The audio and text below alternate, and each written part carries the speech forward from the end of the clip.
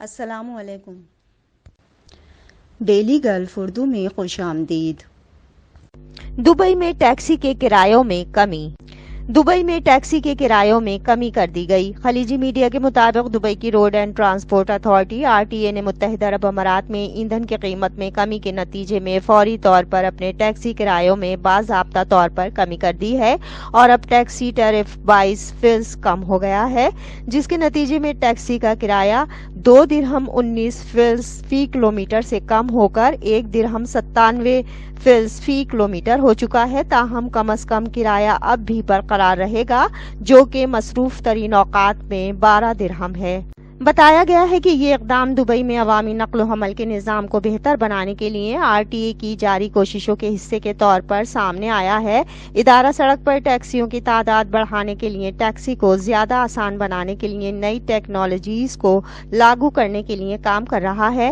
Taxi کرایوں میں کمی اس سمت میں ایک اور قدم ہے جو ٹیکسی خدمات کو زیادہ سستی اور ہر کسی کے لیے قابل رسائی بناتی ہے۔ اس کے علاوہ دبئی کے ولیعہد شیخ حمدان بن محمد بن راشد ال مکتوم نے شہر کی پبلک ٹرانسپورٹ کے لیے نیا منصوبہ پیش کرتے ہوئے 2050 تک زیرو کاربن کے مشن گرین ویژن کی نقاب کشائی کی ہے۔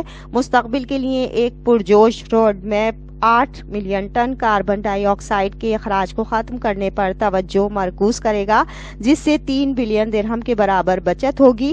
ماحول دوست اقدام پائیداری اور سبز تبدیلی کے لیے عالمی ماڈل بننے کے لیے دبئی کی سوچ کا ترجمان ہے۔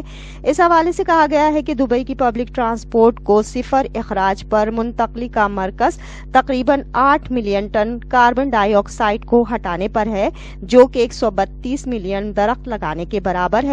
گرین ڈرائیو میں ماحول دوست توانائی والی گاڑیوں میں بتدریج اضافہ شامل ہوگا۔ امارات کی روڈ اینڈ ٹرانسپورٹ اتھارٹی اپنی بسوں، اسکول ٹرانسپورٹ، ٹیکسیوں اور لیموزین کے بیڑے میں الیکٹرک اور ہائیڈروجن گاڑیاں شامل کرے گی۔ اب تک کے لیے اتنا ہی۔ اگلے بلیٹن تک کے لیے خدا حافظ۔